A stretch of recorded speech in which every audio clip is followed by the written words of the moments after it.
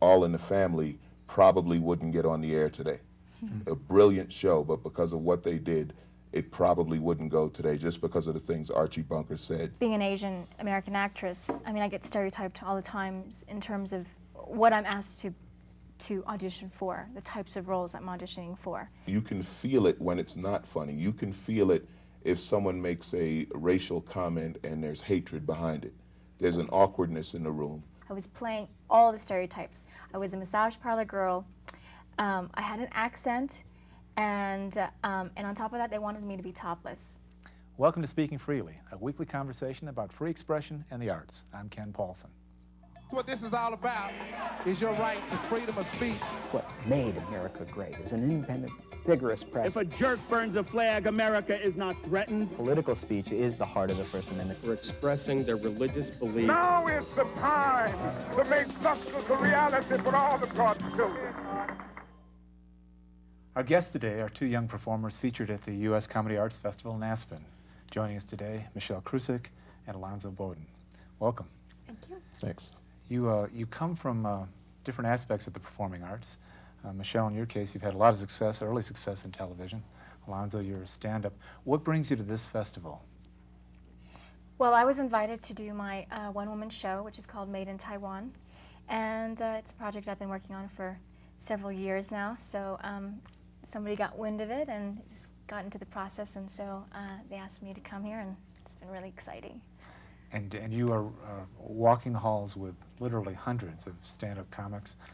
This is a convention here, and you'll be performing at the festival, right? Yeah, I'm performing in one of the showcase groups. And the idea is to catch the eye of bookers and... Yeah, everybody who's here. I mean, there are agents, there are people who book clubs, film and television people, and it's kind of an opportunity to let them know who I am and what I do. So how much time do you have to show them who you are and what you do? Well, each set is supposed to be 7 minutes. In comic terms, that means I'll do 10. So, you know, I mean, no, 7-minute sets on each show. Some shows are different. There are some people who have their own 1-hour shows and things like that. But for most of us, we're doing 7-minute shows, and every night we do a different time in a different venue, so we get to perform all around the festival. Just for people who have never actually worked as a professional stand-up, how much work goes into developing 7 minutes of material? That's a very difficult question. It varies. I mean, for something like this, I spent probably about a month picking out exactly what I wanted to do, because it's a matter of presenting a certain aspect of my act and showing them, you know, this is what I want to show you, so this is the material I'm going to do. Now, of course, that can change in a moment's notice, because my job's to be funny. So if I go up there and something happens in a room, or for whatever reason I go off into something else, it's okay with me as long as it's funny. My manager and agent get highly upset when I do that. I have a bad habit of making fun of network executives, which really gets in the way of the career. But if the crowd laughs, I'm okay with it. Short-term gain and long-term loss. We want to talk to you today a bit about the popular culture we all live in, entertainment, film, television, especially as regarding diversity. The Freedom Forum, an organization with which I work, actually funds a program where they encourage minorities to go into work in America's newsrooms, because they feel like America's newspapers, in particular, don't reflect the communities at large. They don't fully understand the cultures that they serve. And in the work you do you see a lot of stereotyping, or do you see an accurate reflection of the cultures of our country? Well, definitely just being an Asian American actress, I mean, I get stereotyped all the time in terms of what I'm asked to audition for, the types of roles I'm auditioning for. And so when I look at these roles, a lot of times I'm seeing what current writers are seeing me as and who I represent within their storyline. And oftentimes it's you know, it's the smart Asian girl, or it's the newscaster, or you have the prostitute. And I run across those all the time. And then, of course, you have the martial artist. It's very difficult to go beyond that right now, but I find that there is a process you have to go through, which is kind of like you've got to prove yourself, that you've got to prove that you can do those, and then once they see that, then they start going, oh, well, you know what, you could also be the blonde best friend. And that's, I think, the place I'm at now in my career. And you've had good success. You have appeared on One World, and then you've moved on to be a recurring character in Titus, and expanding, as I understand it, in some films, Sweet Home Alabama, Pumpkin. What are those roles?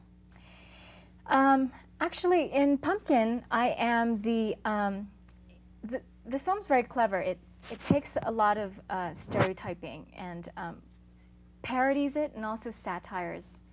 It satirizes it at the same time. I play a sorority girl who was taken into the sorority because I was the token Asian. And I am the Asian girl trying to fit in, knowing that I was taken in as the token Asian.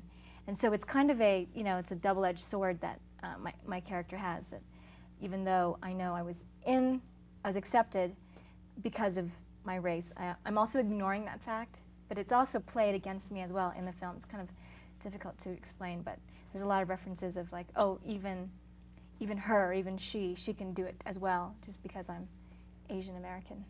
As an Asian American, and aside from your acting career, when you watch America's popular media, do you see anything that truly reflects the culture you perhaps grew up in?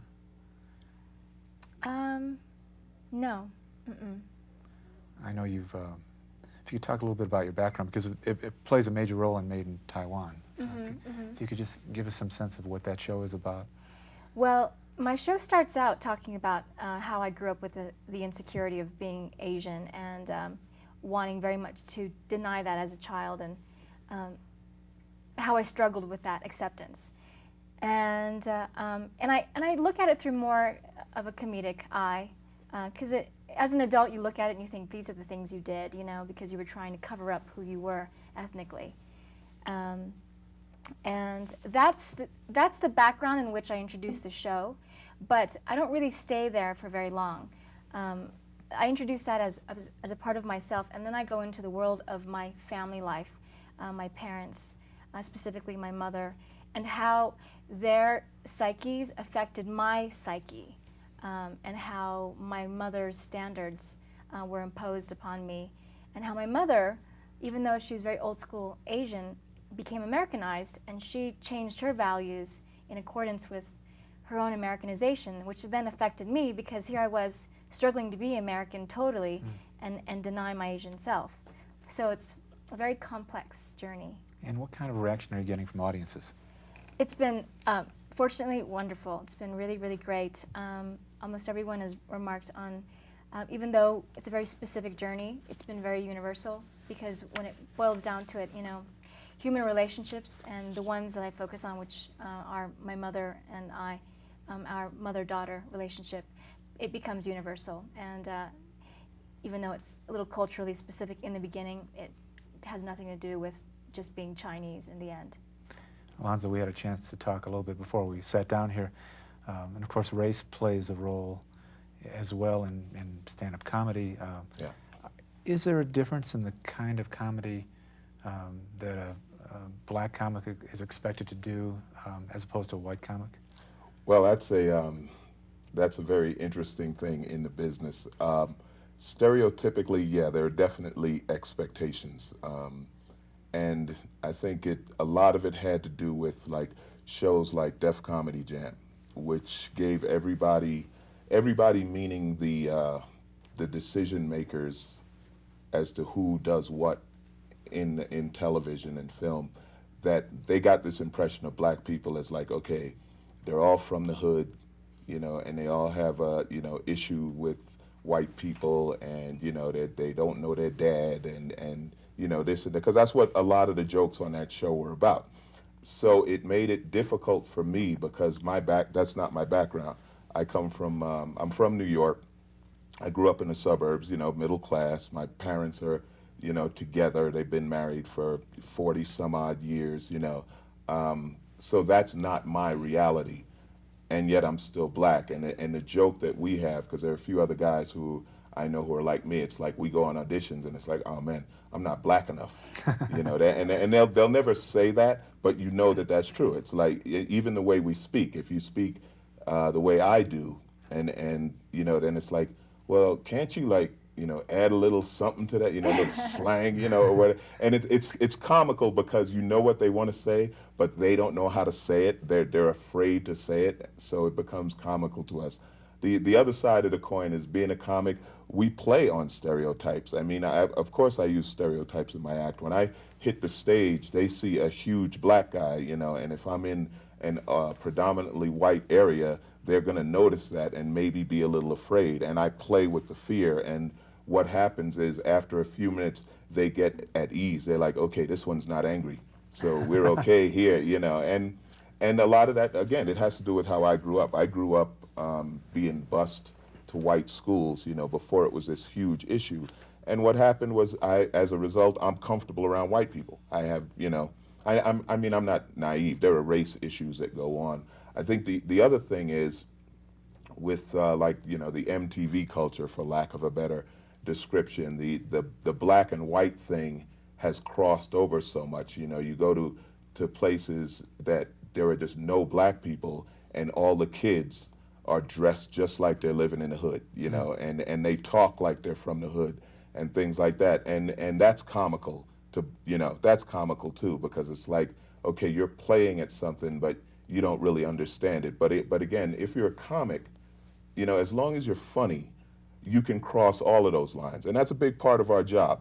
Cross those lines, make people laugh at it, talk about it because it's there and it's reality, and you can't pretend that, you know, I'm black and you're white, and we can't pretend that there are no differences. Of course there are differences. It doesn't make one better or worse, but some things are different. Our job is to play with that, and that's, comedy's always been that way, you know. Don Rickles the beauty of him is he could insult anybody. It didn't matter where you were from. He had, and that would be amazing. It's like, not many comics have like Polynesian jokes, you know, and he could pull it. And the thing is, if you make it funny, people accept it and they allow it, you know, and you can tell, you can feel it when it's not funny. You can feel it if someone makes a racial comment and there's hatred behind it. There's an awkwardness in the room.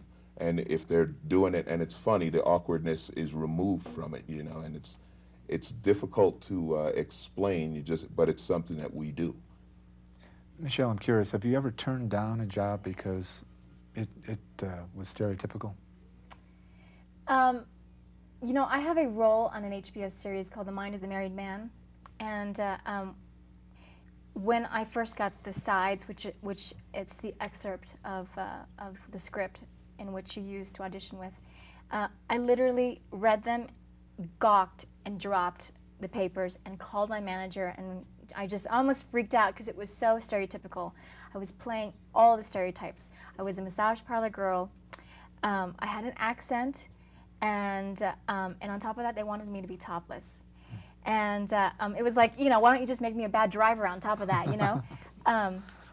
But I met with the producer, and he was also Mike Binder, the creator of the show. And we really talked about his intentions for the character. And you know, once we got an idea of what he wanted to do, and he actually came to see my one-woman show, which I believe led him to really deepening the character.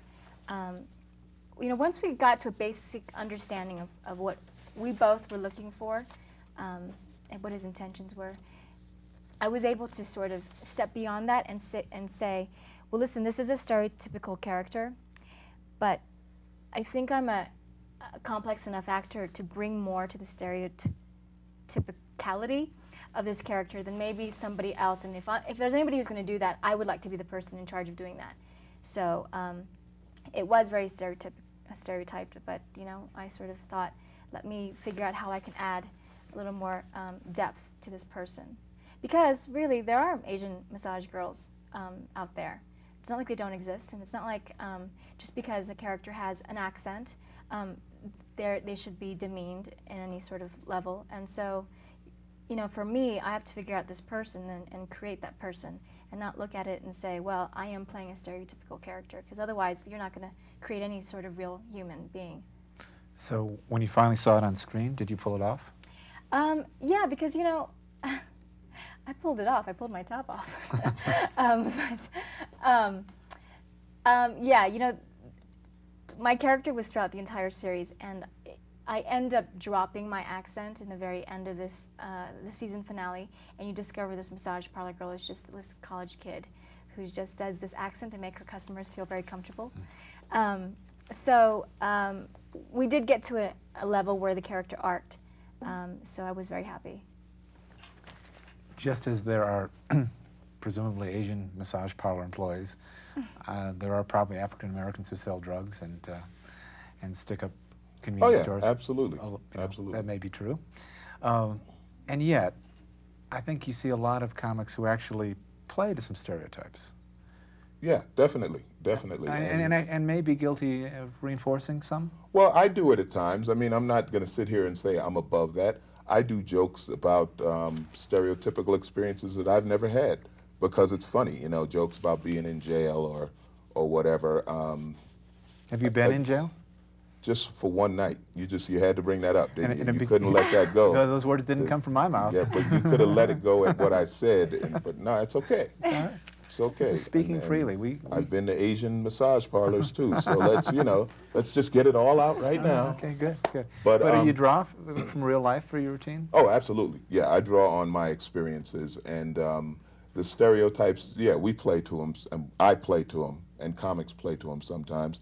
It's part of the business. It's I don't have a big problem with doing a stereotypical character. I mean, there have been shows that were, you know, it was like a very touchy issue for a while. There were some shows that were very stereotypically black and described as like step and fetch it kind of comedy shows and stuff like that. And that's not my style, and I don't agree with it, but I don't knock the guys for doing it because it got them out there, it got them on the air, and it made them a presence, you know, and like Michelle was saying, some of these things are stepping stones where you may have to do that just to get a presence on the air and just to get the opportunity to create something bigger, to show, okay, now that you see that we're profitable and we can, you know, entertain, let us do some more. And that has happened, you know, and there are people who are, you know, you break any stereotype where you're thought of as a comic, not a black comic. As you're an actor, you're not a black actor. And that does happen. So you know, my personal view is I'll do what it takes to get in the game, you know, and then work from there. You can do it from the inside. It's much more difficult to do from the outside. You know, on this show we've had a good number of people who were successful performers, but also used their fame to work for civil rights. Harry Belafonte, I.C. Davis, among others. And I think at one point in their careers they thought it was over the hump. The stereotyping, the prejudice, the kind of hiring you described would go away. And yet what you're talking about is not that dissimilar to what people have faced for many, many years in this country. Do you see progress? Do you see the stereotyping going away at some stage, and where will that come from? I think there's progress, but I also think it's always going to be there.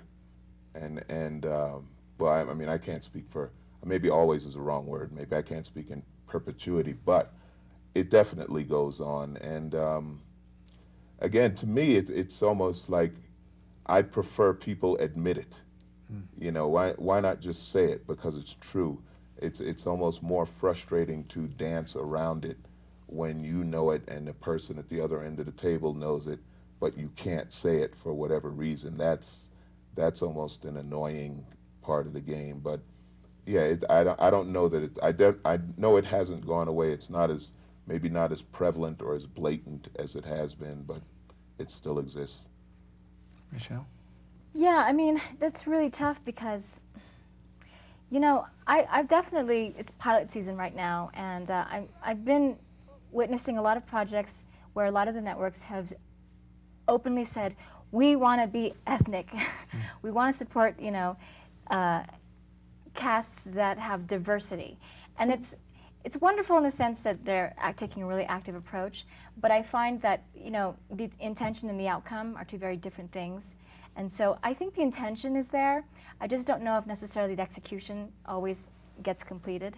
So I think that we are we are definitely progressing, but you know, I don't think we're at the place where I think we would all like to be, which is probably at the place where we're not talking about stereotypes anymore. You know, we're not really acknowledging that. The fact that we're talking about it suggests that, you know, I think it's very much still a bigger part of, you know, the American psyche. So I guess it's not really a very clear answer, but I don't think it's a very clear subject either. Have you, in your travels to college campuses, and you do stand-ups there, right? Yeah, I do. I perform at colleges. Is that what are you seeing there from the next generation? Are they responsive to your work? Are you able to say whatever you want on college campuses? Some college campuses. When I first started doing colleges, it really surprised me how many schools limit what you can say. And that's because they have a politically correct agenda, or sometimes, I guess, a policy in writing. And it really limits, like, you can't mention so many things. And it surprised me because I would think colleges would be the one place where there's open thinking and you could talk about any topic you want. But again, they're worried about the liability of maybe a person being offended in a particular group and taking the school to task for it. So that was surprising how, and it's not all schools, but some schools it's very limiting. It's surprising. Do they give you comedy guidelines? No, they tell you certain topics that are off limits. As far as how the students respond to comedy. You know, and you see a lot more diversity in the students, in the way they dress and the way they speak, and the various cultures do cross, and that can be funny. That I've seen things in places that I just didn't expect. You know, doing schools in Montana and Western Washington, and the whole thing is like hip hop based. And I'm like, okay, hip hop has made it up here, but it has, and I think a lot of that has to do with the universality of cable television. You know, like I said, it's an MTV thing, it's a CNN thing, it's a BET thing. Everyone's seeing what other people are doing, and if they like it, they copy it and they run with it. One of the real pleasures of being at this festival is you see so many people like the two of you who've had some success, but have been at it for just a few years, and clearly your best work, you know, will continue to come. You've done just about everything. I love the fact that you were voiceover for Power Rangers. Yeah. And you've done Star Trek. As we close here, could we talk just, if each of you would just share a minute or two about what you hope for the future in your own career? Michelle? I think I would like to see more Asian writers, more images of, I mean, really, I don't want to just say Asians, but just growing up, I never really had any Asian role models, and it would just be nice, I think, for, you know, kids these days to have a lot more images of Asians in the media, Asians in all kinds of fields, but mostly in the media because it's the most, you know, it's the most visual, so that it inspires, I think, the Asian community to be more expressive. I think as a community we're a little bit more, we have a kind of like face thing that we do, you know, where we don't tend to be as maybe artistically vocal or expressive, and I think that if those images were present, it might encourage more people to be more vocal and express themselves in a more artistic way. Alonzo? I would think I'd love to see fewer categories. A lot of my business and a lot of what I see in television, there are definite categories. You know, it might be the black sitcom or the boy-girl show or the, you know, whatever, and let people see more so they can choose. Not everybody is, you know, not everybody has to be so nice. Not everything has to be sanitized. We were just talking about this the other day, you know, All in the Family probably wouldn't get on the air today. A brilliant show, but because of what they did, it probably wouldn't go today just because of the things Archie Bunker said, you know, and how bad would it be had we been robbed of that, you know. I think people need to loosen up. It's like they try too hard to be diverse, and you worry about, oh, is it going to hurt somebody's feelings? Well, maybe it will, but that's okay because everyone gets their feelings hurt sometime. It's not aimed at anyone, you know. That's just part of the business. It's part of entertainment. I think, I guess film has a lot more freedom in that than television, but I think if they stop trying so hard and allow it to happen, there would be more of it, and there wouldn't be the hard defined categories like she was saying. You know, let's try to be ethnic, so we'll just stick a person of some ethnicity in this situation that they would never be in, and it just looks forced and false. This has been a great conversation. Thanks to you both. Thank you. Thank you.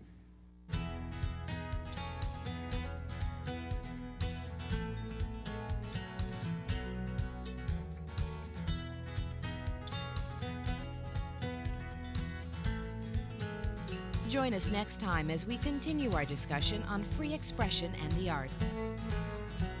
For more information about Speaking Freely, visit our website at www.speakingfreely.org.